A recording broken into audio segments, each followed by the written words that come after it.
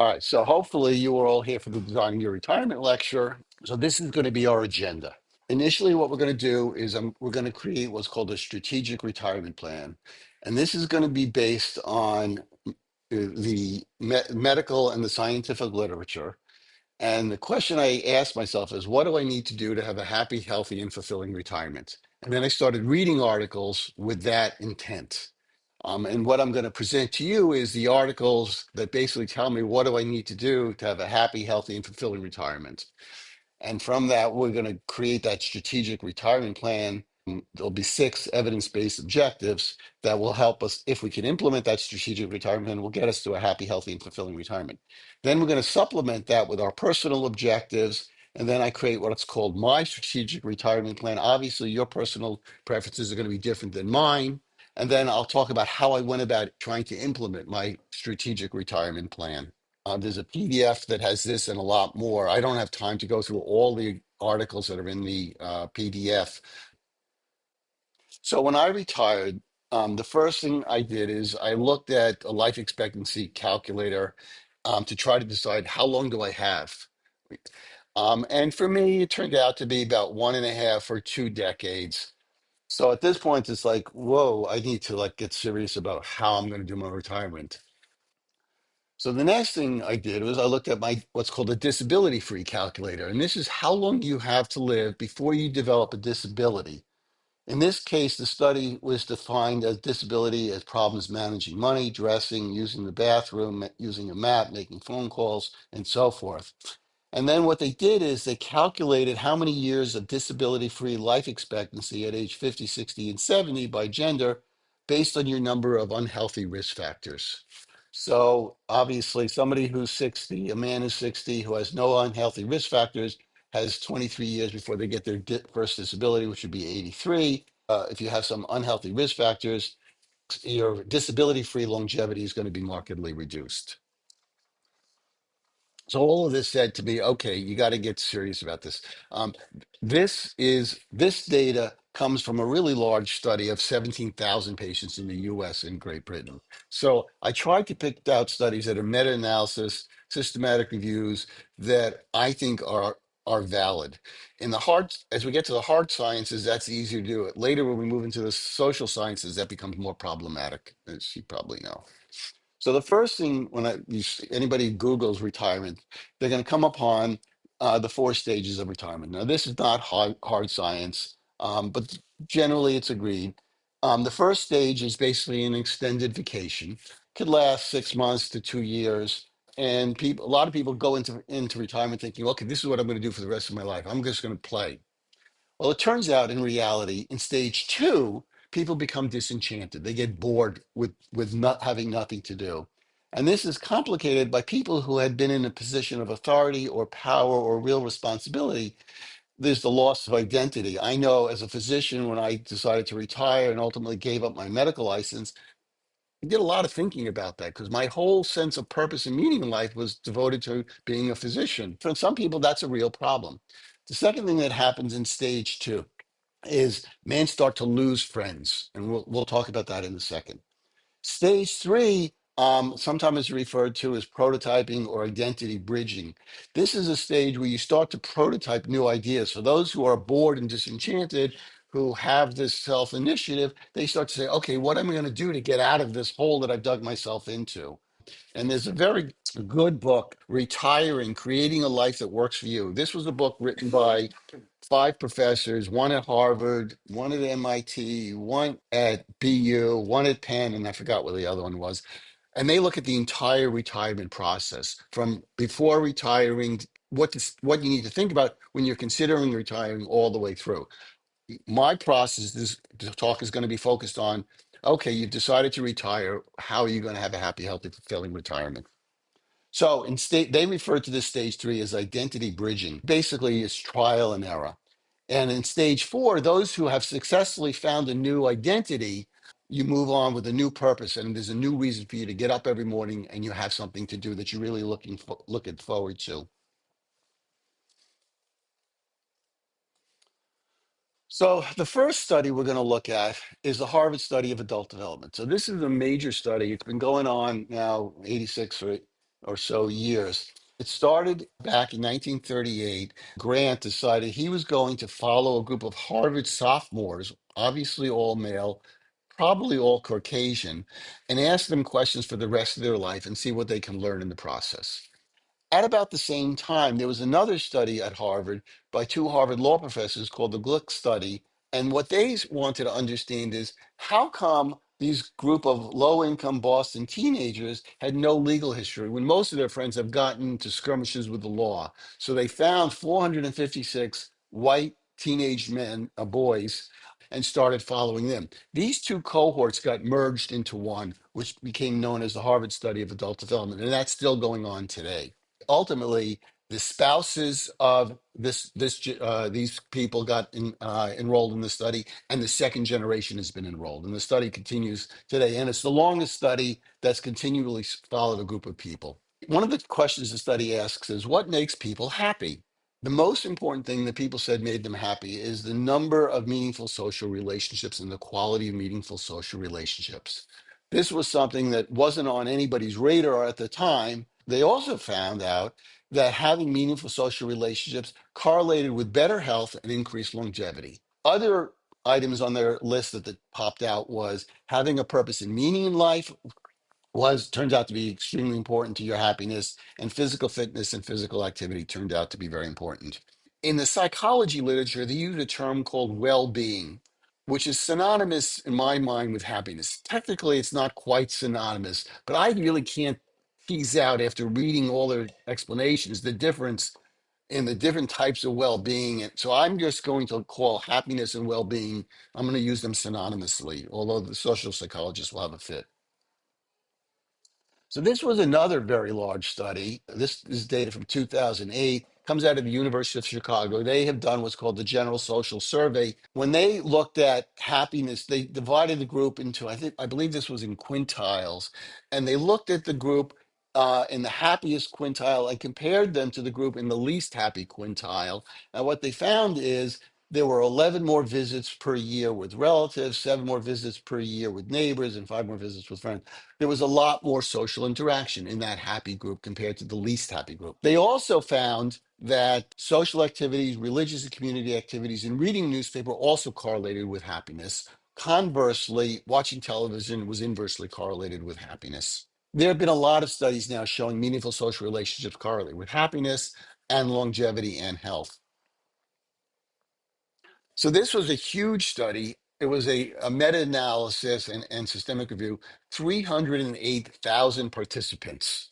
And what they looked at was the odds ratio of increased longevity. So the way they did it is zero had no effect. Individuals with adequate social relations had a 50% greater likelihood of survival compared to those who have poor social relations. And when they compared this to some other risk factors, it basically compared it about the same impact as somebody who stopped smoking. In the people who had the fewest social interaction, that group, by the time 50% of that population had died, compared to the group who had the high social interactions, only 45% had died. So these are real numbers. So there are a lot of other benefits, which we don't have time to go into. More meaningful social relations correlate with reduction in depression, higher levels of desirable personality traits, and lower levels of undesirable personality traits, better memory, executive function of thinking, better language development, reduced cardiometabolic health, reduced risk of heart disease, and as I said, greater longevity. Now, the converse of meaningful social relations is loneliness. The left chart is a time motion study. On the x-axis, we have age. On the y-axis, the hours per day.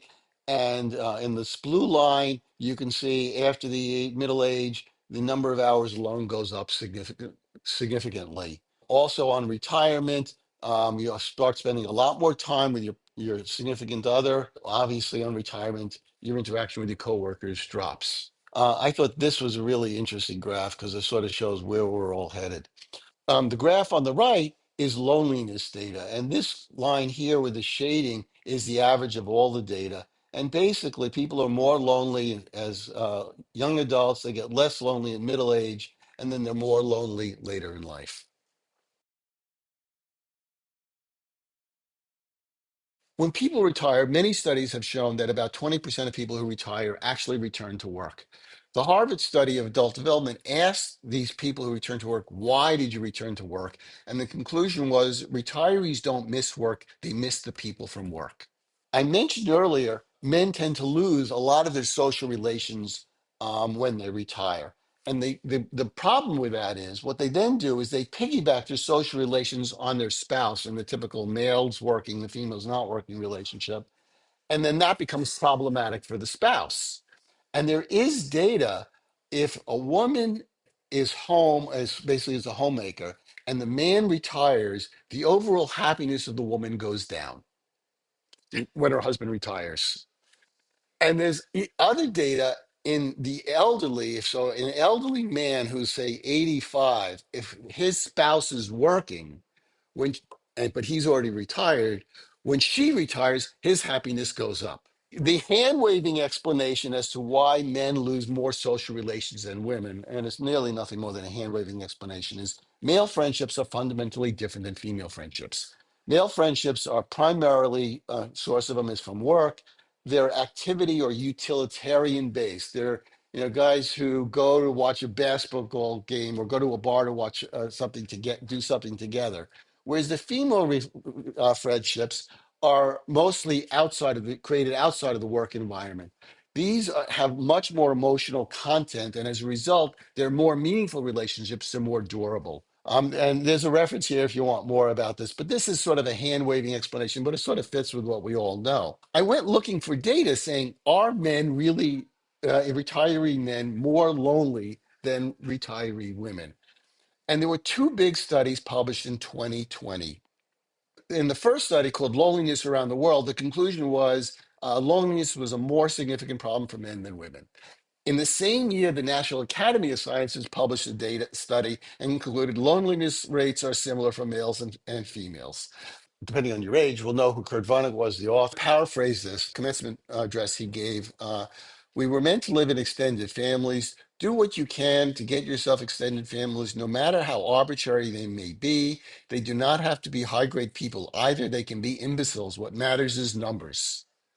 So it's not just numbers, it's quality. And with the imbeciles, the quality is going to go down. So, for those of you who want to sort of quantify your meaningful social relationships, but there are references in the PDF. This book, The Good Life Lessons from the World's Longest Scientific Study of Happiness, is by the current chief investigators for the Harvard Longevity Study. And if you go to that link or the previous link, they'll link you to stuff where you can assess your own quality of your own meaningful social relationships. So when we started all this, I said, what do I need to do to have a happy, healthy, and fulfilling retirement? So the first thing on was going to be our strategic retirement plan, which is evidence-based, is I need to augment the number of meaningful social relations because that will improve my longevity, it'll improve my physical health, it'll improve my happiness. And I didn't show you all the other data, but there's data on cognitive health, mental health, and fulfillment. So that's the first objective on the strategic retirement plan. Next, we're going to move on to a meaning and purpose in life. And we need to start with what does that phrase mean, a life with meaning and purpose? This Harvard study of adult development found that it correlated with happiness. Turns out meaning and purpose of life goes back to the time of Aristotle and Plato. And although they didn't write directly what meaning and purpose in life was to them, others came after them and develop a good character, fulfill our nature as rational beings in the pursuit of knowledge and virtue is what they supposedly said. There are others, one's existence has significance, purpose, and coherence. Martin Seligman is a famous psychologist. We're going to come back to him. He's a father of what's called positive psychology. It's to serve something you believe is larger than yourself. And there was an article in Scientific American to do with, it has to do with giving, effort, and sacrifice. There really is no definition. The definition that I come to believe is the individual believes they have lived a life which has met their expectations, that their life has had meaning, and it gives them a reason to look forward to tomorrow. It gives them purpose. There are psychological tests that will measure your purpose. Okay. And this is one of those studies. So this study, everybody was over the age 50 at the beginning of the study, and they all the confounding variables had been removed. Age, having to do with longevity, age, sex, education, race, ethnicity, marital status, smoking. We don't. All of them had been removed. And at the beginning of the study, they measured the life purpose score in each individual, okay? And they divided them into quintiles. And then they just followed for the next 6 years who was still alive and who wasn't. Those who had the highest purpose of life had the fewest deaths over the subsequent period, and those who had the lowest purpose of life had the most, and sort of it divided accordingly, as one would expect. Even when controlling for markers of psychological well-being, having a purpose in life appears to widely buffer against mortality risk in adult years. There was a third study which found the same thing. Having a purpose in life is very important. Again, getting back to the strategic requirement, we want to know what the data is to be happy, healthy, and fulfilling. Defining a sense of purpose. There is data about happiness. We saw the data on longevity. There's data on reduced heart problems, improved cognitive, reduced mental health problems, and fulfillment. So that's going to be the second thing on our strategic retirement plan. Now we're going to move on to physical activity and happiness. And the Harvard study, again, identified that having physical activity and being physically active correlated with happiness. And this was a systematic review of 23 studies. And what I want to point out is some of the words that they use. Of these 23 studies that they made up the systematic review, 15 were called observation studies. They said there was a positive association between physical activity and happiness. In the 6 randomized control trials, quote, suggested, end quote, that exercise was effective in improving happiness. And in the study, they said as little as 10 minutes of physical activity a week or one day of exercise might result in increased level of happiness. So these words, positive association, suggested my this is not noble quality literature. In the end, what they said is that due to the limited number of randomized control trials, we cannot draw firm conclusions regarding the causal relationship between physical activity and happiness. And that's where the data is. However, there is a lot of data that seems to show a positive correlation between physical activity and happiness. Now, as a physician or any physician would know, there's a lot of times that physicians have to make decisions in the absence of good data. If somebody was depressed, I would say there's enough data out there that if I look at the risk benefits, start going for a walk every day. And I would tell them start going for a walk under a canopy of trees. And I'm going to show you the data on that later. But it's not definitive data. It's not like the quality that the physicists use to try to decide is that quasar real or not, and it has to have a probability, of 1 in 12 billion of being wrong, something like that. So I think there's enough data to say physical activity correlates with happiness. So now we're going to look at physical activity, risk factors, and longevity. So this is a fascinating study. This is what's called the NHANES database, which is the National Health and Nutrition Examination Survey. It's run by CDC, and hopefully Trump is not going to kill it. 120,000 patients followed for 34 years on survey data. And they define what are called low risk factors for being healthy: exercising a sufficient amount, never smoking, not overweight, moderate alcohol consumption for men, less 2 or less drinks, women less than 1 drink, and a high quality diet. And when they compared the people who had very healthy lifestyles, they were exercising, they didn't smoke, they weren't overweight, they didn't drink too much, and they had a high quality diet, to the people who didn't exercise, who were smoking, who were overweight, who were drinking too much, and had a poor quality diet, if you were 65 years old and a woman, you would live 12 years longer than somebody who had all the bad risk factors. So this particular trial, which was published in Circulation, which is a very important journal, and on this one, for a person who's age 50, based on the number of low risk factors, how many more years of life expectancy? So if you have none of these low risk factors, if you're doing all the wrong things, you can expect to live to age 79. On the other hand, if you do all the right things, you can expect to live at 93. And the data for men down here is a more granular data. So it's how many incremental years of life expectancy based on the number of low risk factors. So the baseline is somebody who does all the wrong things.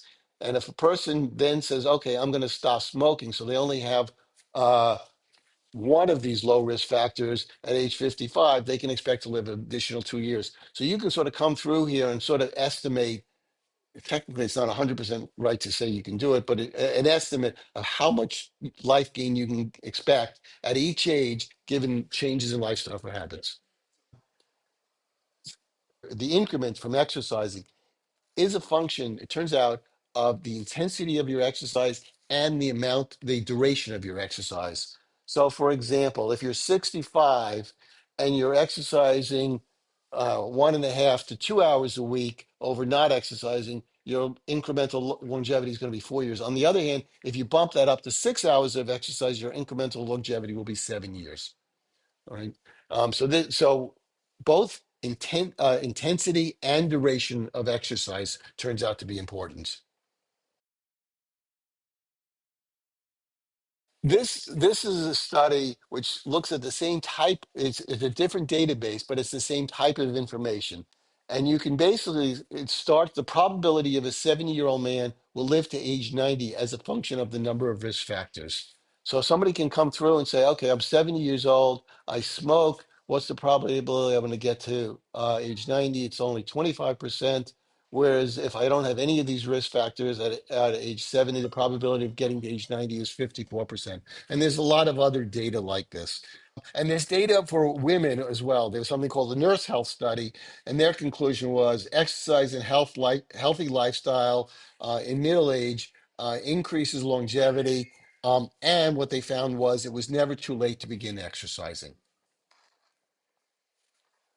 So now we're going to switch gears and talk a little bit about neuroplasticity. For those of you who don't know what happened, well, when I went to medical school, I was taught the brain is fixed, and every time you kill a neuron in the brain, you have permanently destroyed your brain a little bit. So if you drink too much, once you kill off those extra neurons, they're not coming back. It turns out that was wrong information.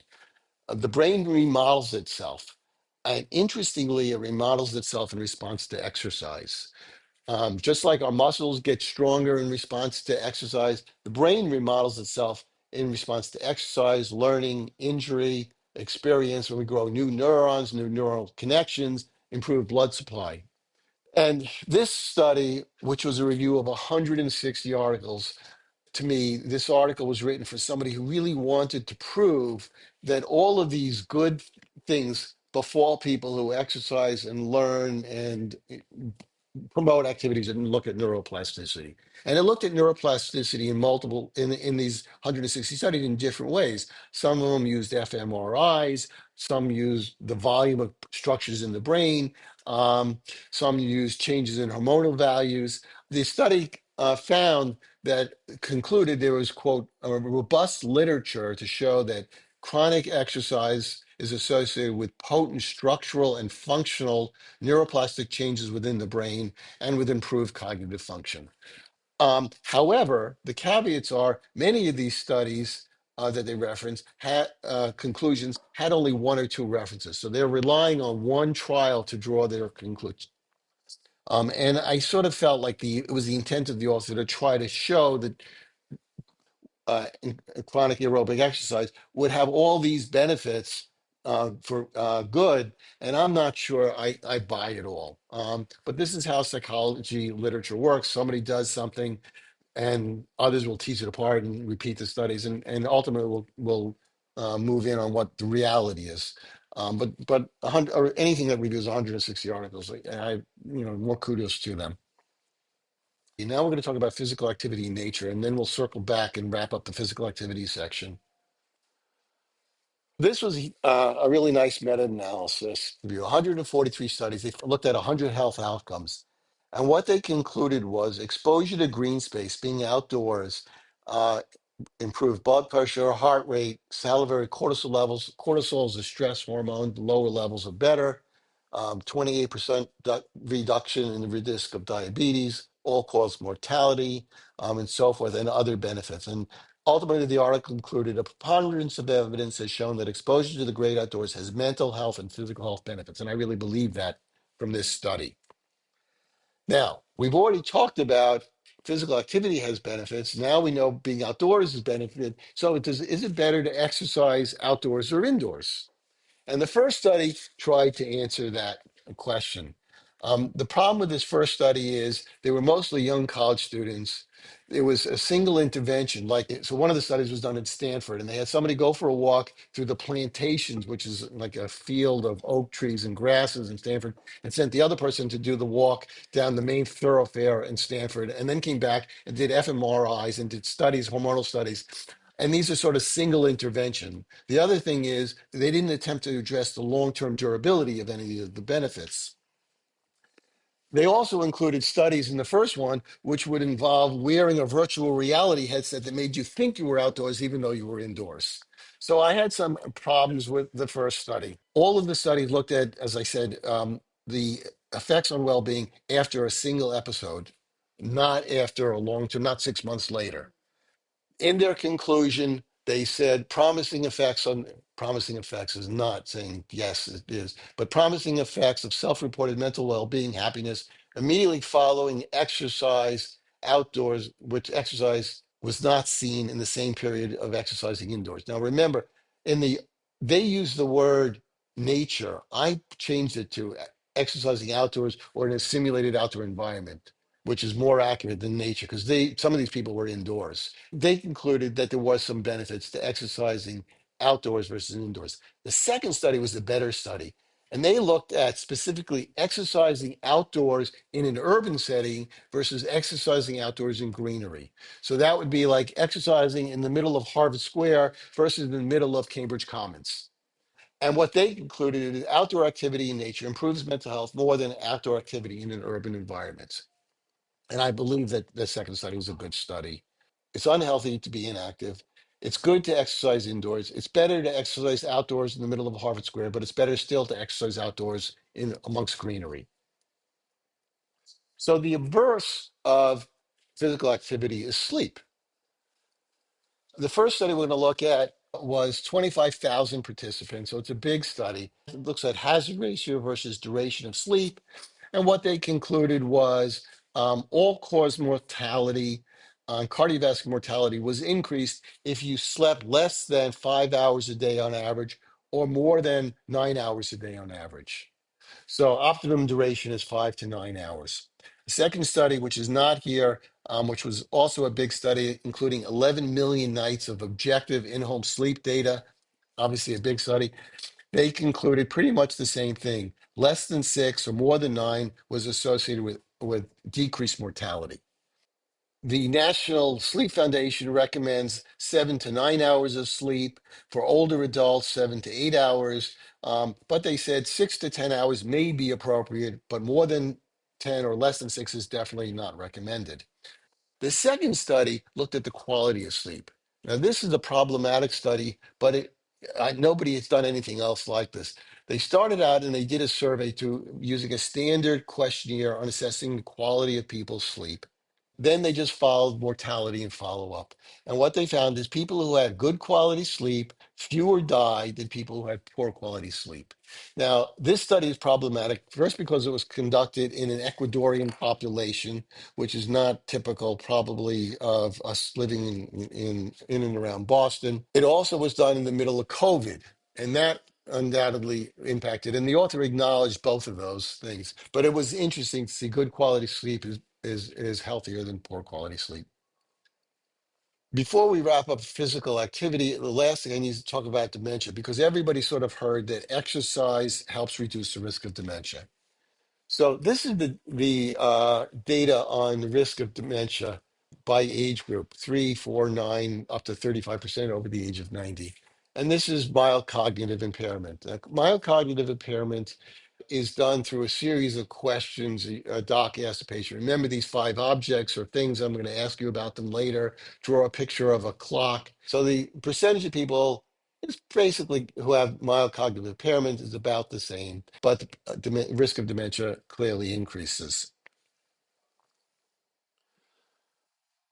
While there are many studies which show exercise has some cognitive benefit, there is no study which has determined that exercises reduce the risk of dementia nor slows the rate of progression of dementia. This literature is really nuanced. And by that, I mean, are we talking about healthy adults, adults who have been diagnosed with mild cognitive impairment, adults who have been diagnosed with dementia? Sometimes it's not clear what they're talking about. They don't tell you how they made the diagnosis of mild cognitive impairment or dementia. In addition, the different studies measure different factors. Some are looking at short-term memory, some are looking at long-term memory, some are looking at your ability to remember facts, some of them are looking at ability to remember experiences. Um, it's not really clear on many of these studies. There's a study I'm going to show you, an important one from 2024. The Lancet has a standing commission on dementia, and they issue a report I guess every 4 years on dementia. And they had concluded the balance of the evidence that is linking between exercise and dementia is likely bidirectional. So that how you tease apart these things which interact with each other is really a little bit problematic. That said, this is a really nice study. Um, and this is a big population, 78,000 people who wore an accelerometer. Now, the problem with this study is it's 97% white, which is true of a lot of these studies. They're disproportionate Caucasian. They were followed an average of 7 years. So they basically counted the steps and just looked at the percentage of people dying. And what they found was that people, and they compared it to people, I think the minimum was 2,000 steps. So 2,000 steps was defined as a death rate of one. Um, if you did almost 10,000 steps a day on average, you would reduce your risk of getting dementia by 50%. Okay. And doesn't reduce your risk to zero, but it cuts it down by 50%. On the other hand, if you only did 3,800 steps a day, you basically cut your risk of dementia by 25%. So you can get half the benefit of doing 10,000 steps by just doing 3,800 steps, that's not really hard to do. And the article clearly said doing more than this doesn't add benefit. This was the study published in Australia, 10,000, 98% Caucasians, 10,000 followed for 10 years.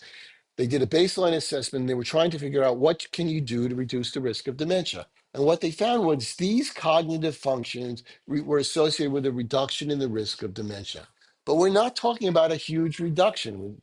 7 to 11% is reduction. And it's what they called critical thinking, logical reasoning, or social interactions. So doing, writing articles, reading, working, playing intellectual games, journaling will reduce your risk of dementia, but not a huge amount. This, well, I mentioned this earlier. This is the Lancet Commission on Dementia, and they issued this report in 2020 and then again in 2024. And what they looked at is what were the links to dementia. And what they found was that there were certain variables that were clearly associated with an increased risk of dementia, lower education levels, untreated hearing loss.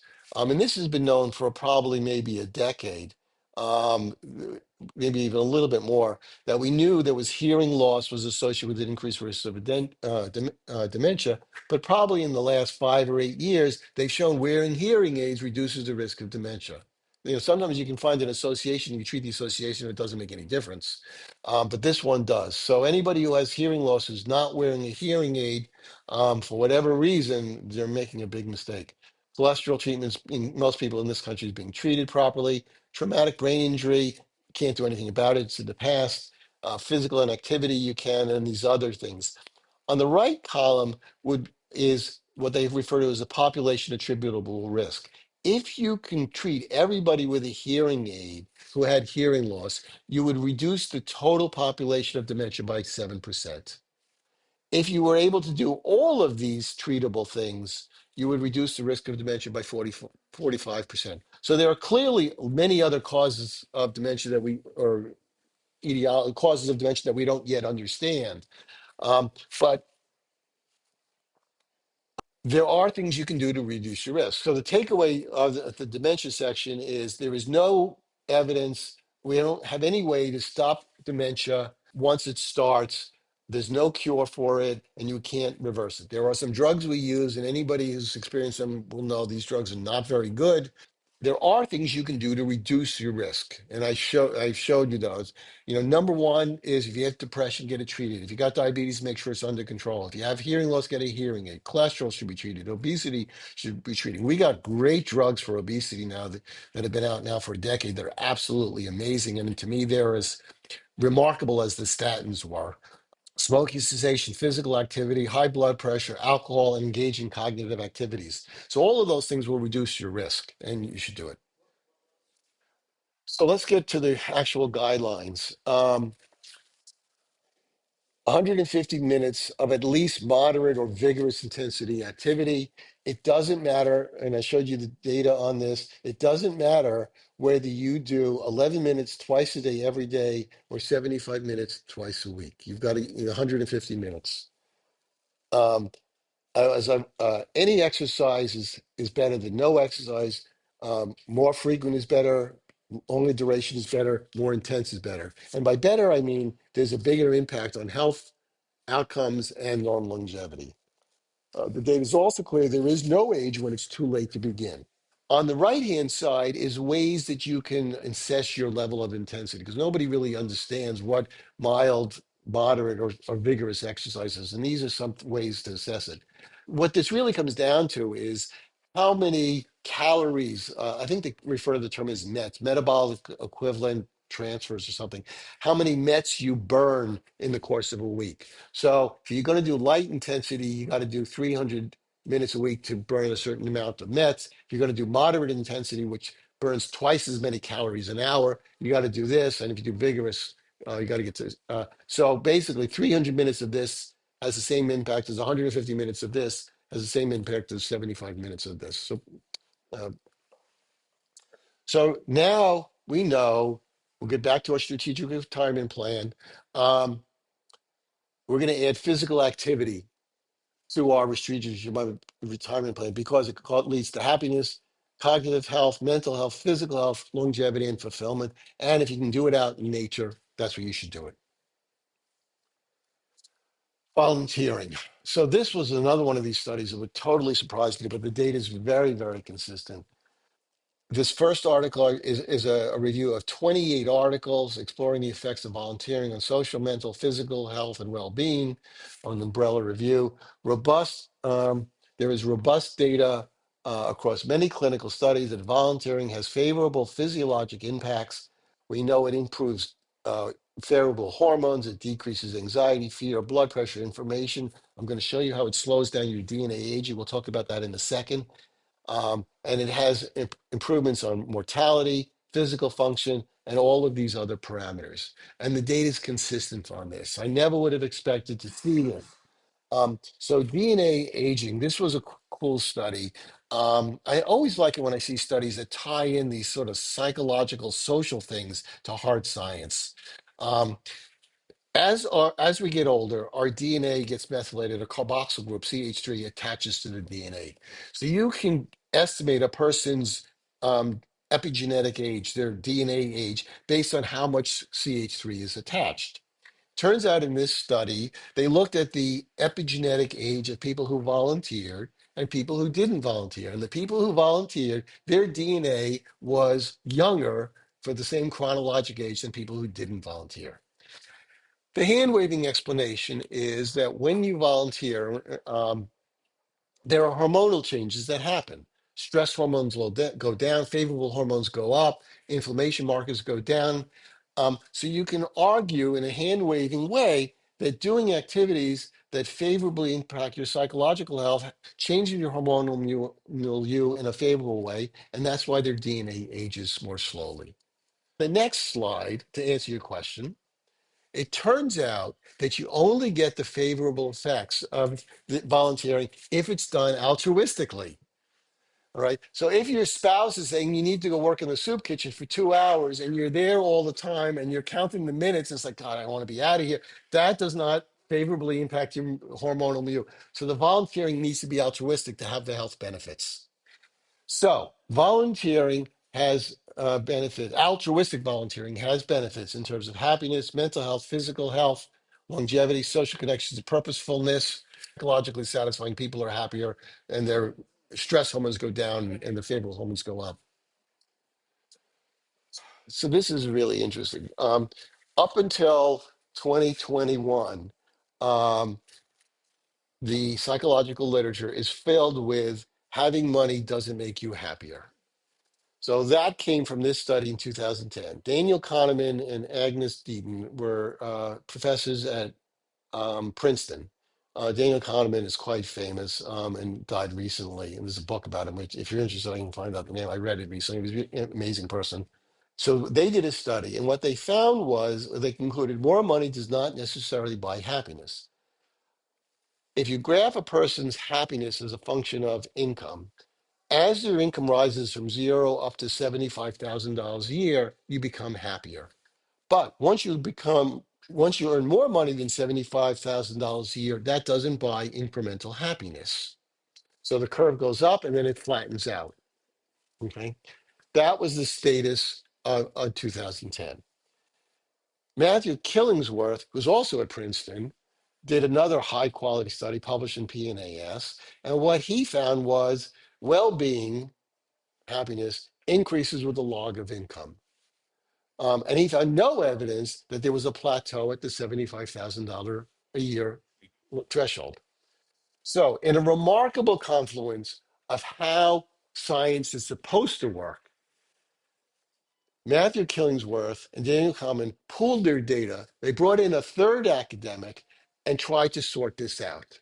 And what they found is in the beginning of when you put all these people together, you break them up into quintiles. So on this axis is happiness.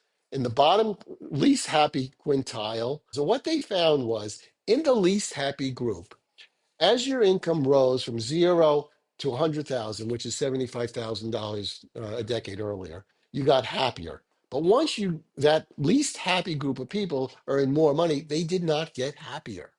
For everybody else, more money was associated with more happiness at all levels. So my take home on this is for most people, more income makes you happier, unless you're in that least happy group who's, the way I think of the brain is there are receptors that regulate the gain. A signal comes in and there's some receptor that basically determines the output, what the output's going to be, and it has a gain. In these people, their happiness receptor in the brain is turned down so low that once their basic needs are met, food, clothing, and shelter, more money doesn't make them happier because the incremental gain is low. So I think it says something about how the brain works in terms of happiness, but this is the conclusion. So now we know more money does make you happier. The question though is how you spend your money has a big impact on happiness. And what the data is if you want to be happier, buy experiences, not objects. When you buy objects, what happens is you buy a new car or a fancy new iPhone and you're really happy for a period of time. 6 months later, it's just another object. And that's called hedonic adaptation. You buy something, you're really happy, and then the happiness wears off. When you buy experiences, and by experiences, I would mean travel to somewhere, you go to a museum, it turns out that type of happiness, which is called eudaimonic happiness, that happiness increases with time. You go on a vacation with somebody, and years later, you look at the pictures with them that you took, and you remember the happiness, and you're feeling even more happy about that shared interaction. So buy experiences, not objects. Spend your money on shared experiences. Engage in physically active or mentally challenging activities.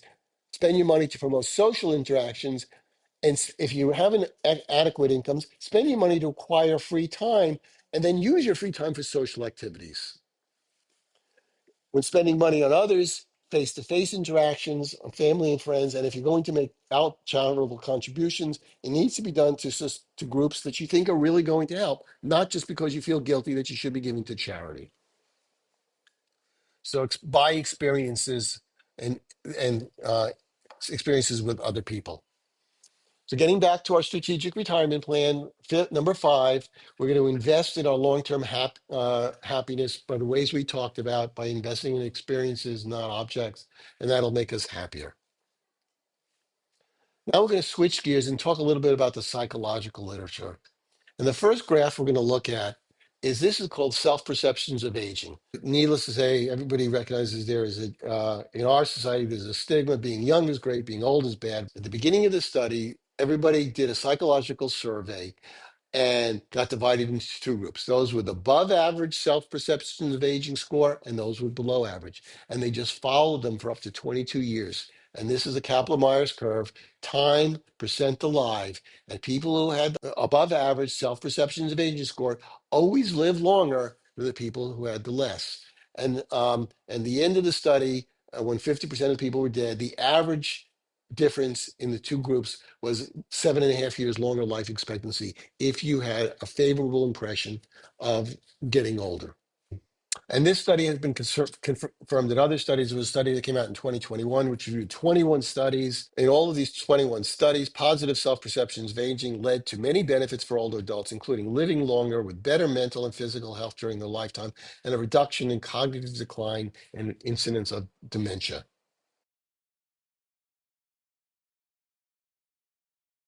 This is what's called the U-shaped happiness curve. Now, this is really cool. So again, on this axis is age.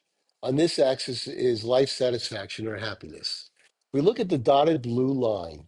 Okay, when you measure happiness in the raw data, you're happier, and then you get less happy as you graduate college. Then you get more happy, sort of in early kids, and then you get less happy at the end of your career, and then you start to get happier again for the rest of your life. Then they subtract out the confounding variables. So every society has different confounding variables that affect happiness. In the US, education, marriage, and employment are the important confounding variables for happiness. When you subtract out these other confounding variables, you get this U-shaped happiness curve. Very happy, middle age, less happy, older age, very happy.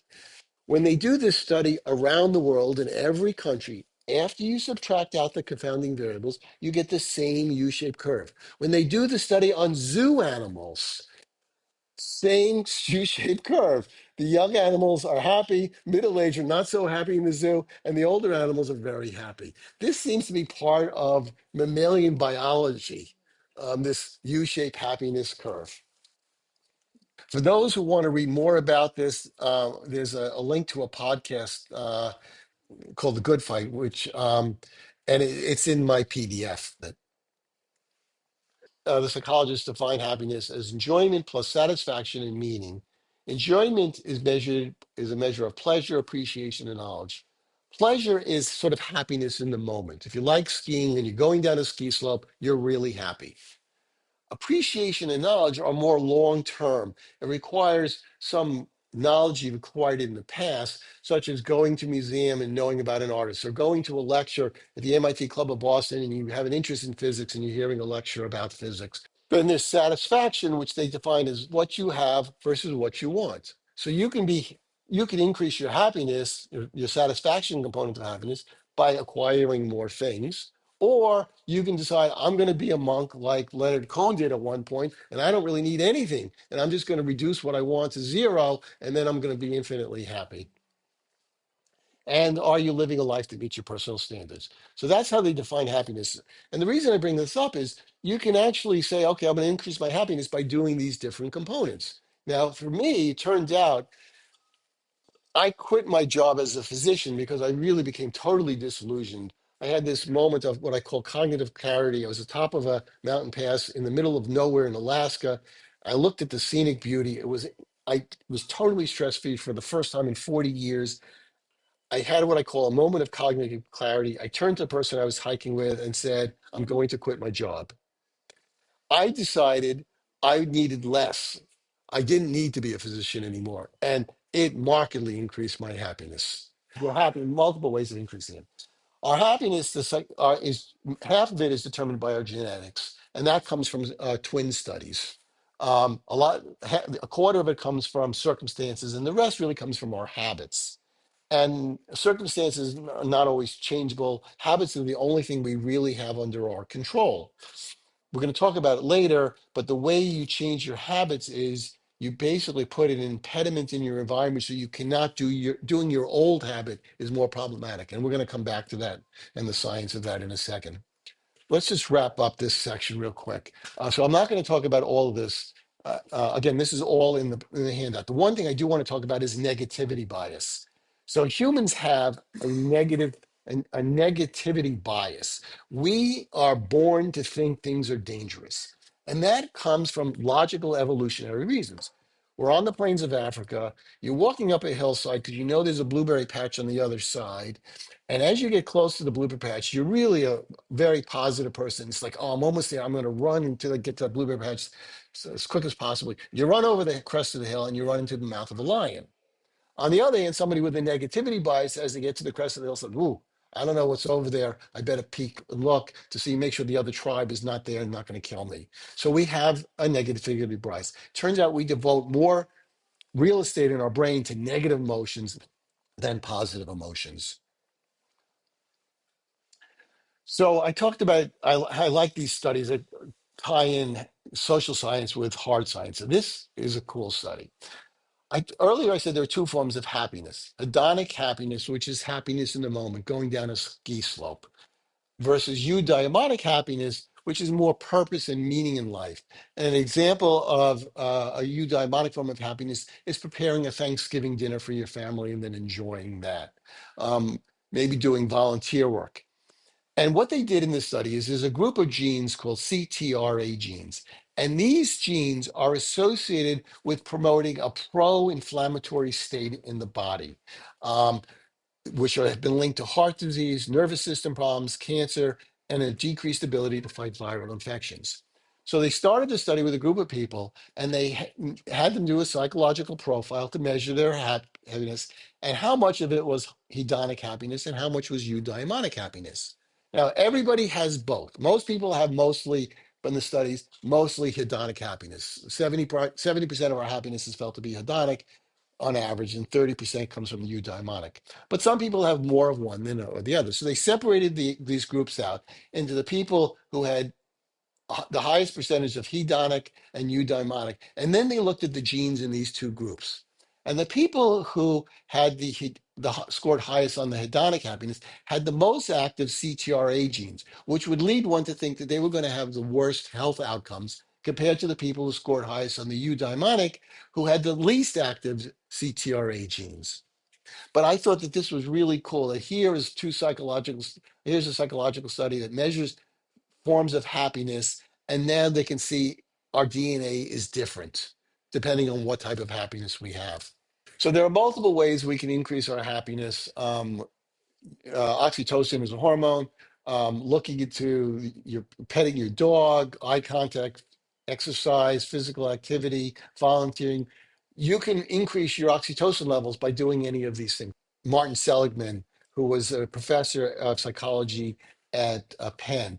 And I think it was in 1990 or something like that. He was president of the American Psychological Association. And he decided at that point that he was going to devote his time as president of the American Psychological Association to studying people who were happy, trying to understand, rather than look at people who were dysfunctional psychologically, people who weren't dysfunctional and see what you can learn from that group.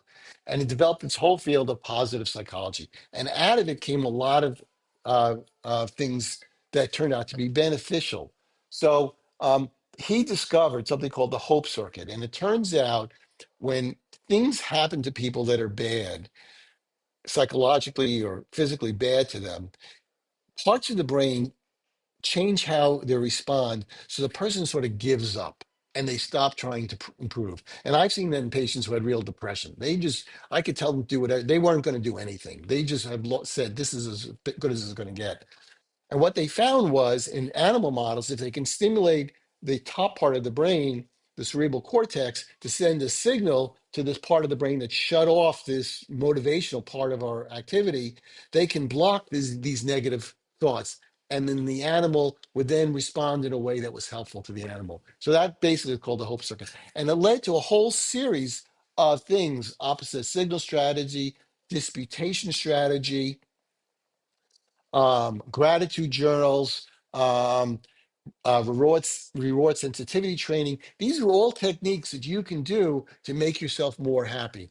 This last one is sort of in vogue right now, positive affect training. And basically what you do is, remember I talked earlier about how you have this happiness center and it sort of has a gain on it. The signal comes in and then, well, this is a way of teaching your brain to increase the gain on your happiness control center. And this has been shown to be very effective, even reducing the risk of suicide. Um, Details of all of this is in my syllabus, but we just can't go. So, to the last thing we're going to add to the strategic retirement plan is hack your brain to augment happiness because it causes happiness and improvement in mental health. Quickly, some caveats. We talked about how certain ethnic groups are underrepresented, and that is important. Um, and many people don't understand just because there's a correlation. People think there's a correlation. That means if A is correlated with B, people think A causes B. That's not the case. This group knows that, so we don't have to talk about that. The second section, what I'm going to do is I'm going to talk about how I added my personal objectives and then show you how I implemented it. So when I retired, I started to keep an online diary. I had no plans of what I was going to do with this online diary, but I decided to do that. After a period of time, I started looking back to the through the diary to try to look for patterns in my life. And what I discovered in my online diary was a good day for me would be to have some form of meaningful social interaction. This is really before I knew anything about the meaningful social relations, exercising, learning something new, an absence of stressful activities, creating, making, or repairing something. For me, these things constituted a good day. And then the last one was I wanted to explore the secular spiritual world. So I added those things to the end of my strategic retirement plan. Intellectual activities, avoid needlessly stressful activities, engage in creative activities, and explore secular spiritual activities. So these are my personal objectives of my strategic retirement plan. Your strategic retirement plan would be these six plus whatever you add down here. And I would say when you think about this part down here, don't put in detailed like I want to visit London. If travel is interesting or I want to see other cultures, yeah, that should go there. But this is for broad ideas, not for specifics. The specifics come in the next stage. Daniel Gilbert is a famous psychologist at Harvard. What he said is human beings are works in progress that mistakenly think they're finished. The one constant in our life is change. I would have told you that I'm no different than I am 15 years ago, but I know now, having read this and done all this other stuff, that I have changed markedly. And a good example of it was we have a big family gathering is July 4th in Situate. And since my wife is one of 10 siblings, it's an intimate gathering of 40 or 50, of kids and grandkids and so forth. At the last event, I heard subsequently from my daughter that one of the next generation had voted me, quote, most improved. So concrete proof that I had changed. And now I'm going to show you how I implemented my strategic retirement plan.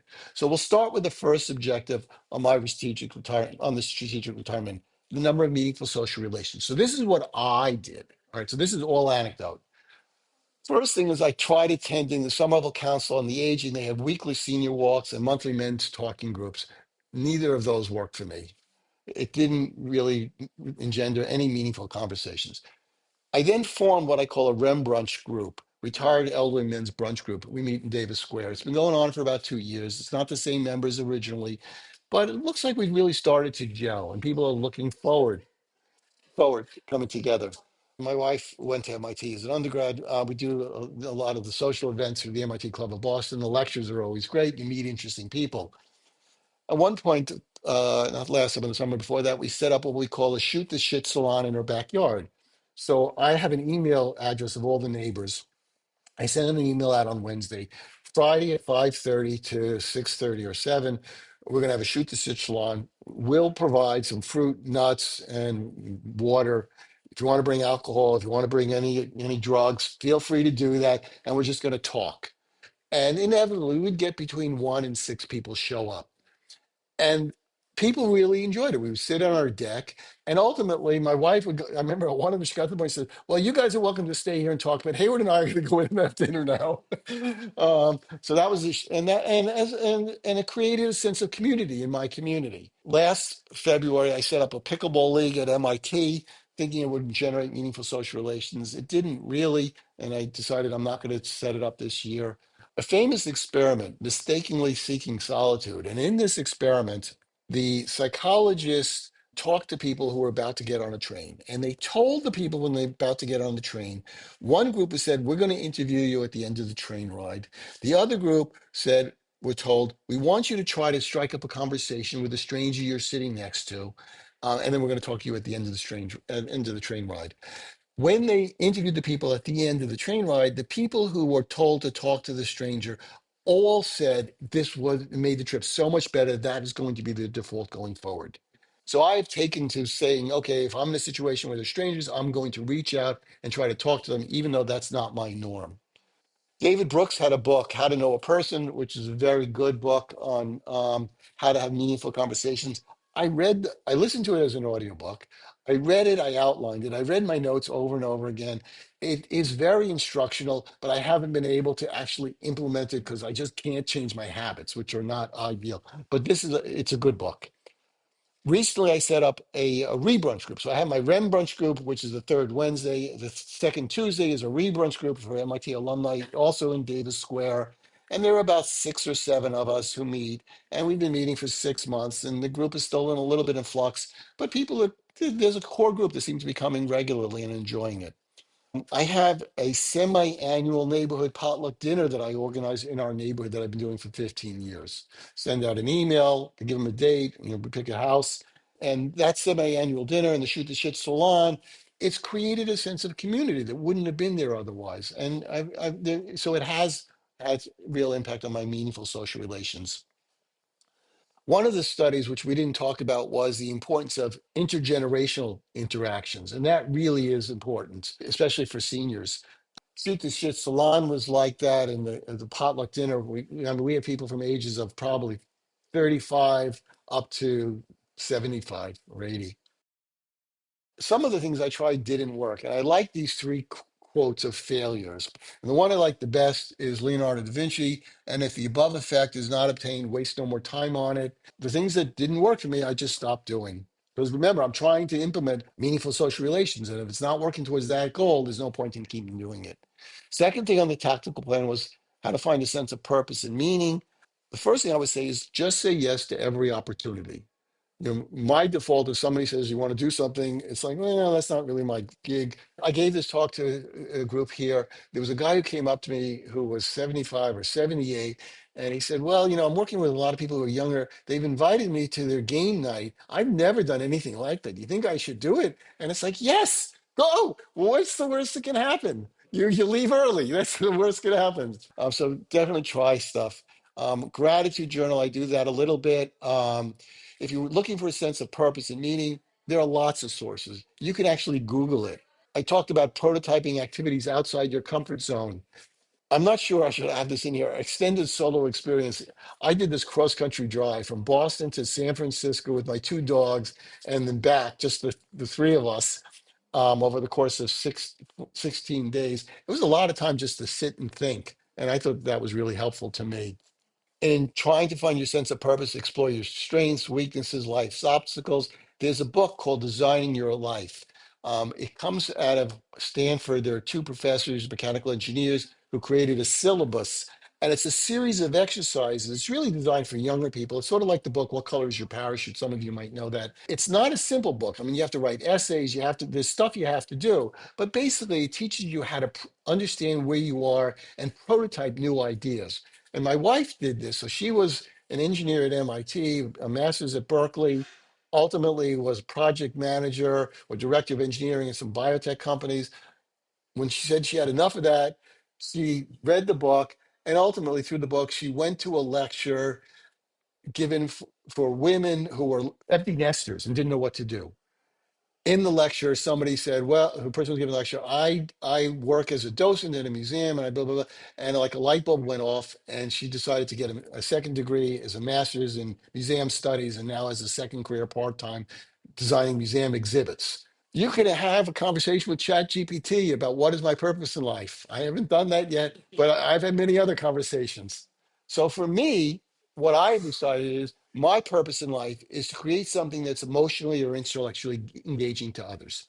And what I do in that regard is talks like this, and then I have my artwork, picture frames, sculptures, photography.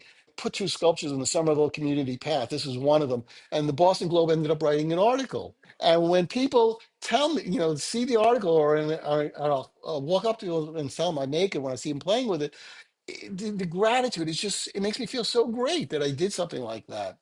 This is a painting my wife did. I made the frame. I like to make atypical frames. I have a whole series that are abnormal. And I saw a couple of go up, and the man said, the male said, no, the bottom of the frame should be parallel and rotated at 30 degrees. And the wife said, no, or the woman said, no, the picture has to be parallel to the ground. And to see that engagement has just made me feel really good. Engage in physical activity we talked about. So for me, my primary form of physical activity is cycling in the Minuteman Bike Trail from here to Bedford and back. And it's outdoors. It's under a tree canopy the whole way. I didn't know why I was feeling so great at the end of the ride, but now I know it's physical activity outdoor. And also, I listen to either an audio book or music while I'm riding. So if I want to ride fast, I listen to Tina Turner. Otherwise, if I'm engaged in a story, I'll do an audiobook. And I don't let myself listen to the audiobook unless I'm either walking or cycling. So I am forced to go back to the activity. But remember, 150 minutes, moderately vigorous, 11 minutes twice a day, 75 minutes twice a week, as long as it gets to 150 minutes. Fourth thing on my strategic retirement, altruistic volunteer activities. And volunteer activity does not need to be defined as working in a soup kitchen. It can be anything where you feel like you're somehow making the world better for others. Giving these talks is one of my volunteer activities. For those who are looking for volunteer activities, this URL is an option. We talked about investing for well-being, buying social interactions, shared experiences, and so forth. Sixth activity on the strategic retirement plan, hack your brain to augment happiness. These were the psychological techniques that can be used, which are mentioned in my manual. But if you really want to do any of these, you're really going to have to go elsewhere to get more detailed information. And then just remember, happiness is, there are components of happiness, and you can basically become more happy by acquiring more stuff or deciding you need less stuff, or focus on any of the individual components. First thing on my personal section of the strategic retirement plan was engage in intellectual activities. And these are some of the things that I've done. There's a plethora of stuff online. There's more than you'll ever be able to go through. MIT, of course, has MITx that everybody probably knows about. And I've done one of the philosophy courses and a couple of courses just for fun. I don't do it for credit, it's just for fun. Decided to avoid engaging in needlessly stressful activities. So if somebody wants to argue with me that the earth is flat, it's like, I'm out of here. I will not waste my time doing that. It's a no-win situation. And I also won't engage with the healthcare system because it left a lot of bad blood in my. Ninth thing on my strategic retirement of 10 was engage in creative activities. So I do, as I said, I make frames, I make furniture, I do photography. But one of the things I think is important is overcoming inertia. And this is both my wife and I had found we had the same problem. Well, I might say, okay, tomorrow at 9 in the morning, I'm going to go into my shop in my basement and work on something. And then 9 o'clock comes around and I'm procrastinating. And she has a painting studio in her backyard. Same thing happens. And what we both learned is that if you change your expectations, and in my case, what I'll say is, okay, I'm not going to do the project that I wanted to do. I'm just going to clean up the shop so it's clean and ready for the next time. Inevitably, what happens is I clean up the shop and then I start doing whatever I was going to do. And she does the same thing. I'm going to clean my brushes and get ready for the next time. A lot of the world lives in this non-data driven world, spiritual world, and it has meaning for them. And I just don't have any experience in that. And I was hoping to experience that. I haven't figured this one out yet. I tried meditation. Cycling for me, I decided is my meditation. When I ride down the Minute Maid bike trail under a green canopy, I feel great. I try. Michael Pollan has a book about hallucinogenics, which is a great book. It's also a movie. It's also on Netflix and YouTube. Um, and hallucinogenics seems to be having its heyday right now in the psychological medical world. I tried once mushrooms at a low dose. It wasn't a high enough dose, and I may come back to it. But this is to be determined. We don't really have time for that. Deliberative scheduling in retirement. This is important. Arthur Brooks talks about happiness. It has to be a conscious focus of your relationships, not leaving their quality and intensity to chance. It means treating them with the kind of seriousness people usually reserve for optimizing their finances or careers. I make it a point of every day, at the beginning of the day, I sit down at my computer, get a cup of coffee, and the first thing I do is I go through an email, look at the calendar, and see what can I add to my calendar for events. I look for incoming things from MIT Club of Boston and that sort of thing. So there are always things to do. Because if you don't do that, you're going to find you have nothing to do. We talked about changing habits, and Arthur Groupman, who was chief of experimental medicine. I have no idea what experimental medicine is, but chief of experimental medicine at Beth Israel Deaconess, and is professor of medicine at Harvard, wrote this article in the New Yorker, and he says if you want to change your habits, you have to restructure your environment. To get myself to look at my calendar every morning, which wasn't part of my habits, I basically put a paper copy of my calendar right next to the coffee machine. So when I went and got my coffee, it was there. And it's like, okay, I got to do this now. In wrapping up, the strategic retirement plan, which is evidence based and applies to everybody, you supplement that with your personal interests and priorities. Then you create a tactical plan, one tactical plan, at least one for each of these. One tactical plan may solve more than one of, implement more than one of these, but you're constantly iterating. If the tactical plan doesn't seem to be achieving the requirements of whatever the strategic plan is, you drop the tactical plan and you add a new one. And then you iterate. Just say yes. Every time somebody says you want to go do this thing, if you don't like theater and someone says, why don't you come see this play with me? Go. Whatever it is, to just say yes. I have a whole series of essays about retirements on my blog. I have an idea.us. So when I went into retirement, I decided my mantra in retirement is it is now my time. And by that I meant prior to then, I was dedicated to my patients. My responsibilities were to my kids and my spouse. And I basically didn't have a lot of free time. I didn't have any free time. The day was all structured. From the time I got up to the time I went to sleep, it was all laid out for me. And I decided in retirement, my first priority is going to be me and my wife, not my kids. I don't have any patients to worry about anymore. And that's what I live with. And then my son, at one point, who lives out in Napa, California, called me and said, Dad, make me a birdhouse. And it's like, Calder, I don't want to make a birdhouse. That's not fun. And he said, just come on. It's only going to take you 15 minutes. Nope, not going to do it. It's not my time. I'm not making you a birdhouse. This went on for a while. Then he had our first granddaughter. And he said, well, what happens if Josie asks for a birdhouse? Right.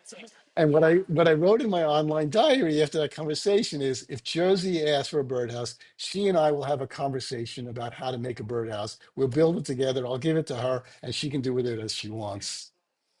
So that's all I've got for you. Do you have any questions or any ideas that you think might be useful for me or other people in the room that I might want to pass on to still others?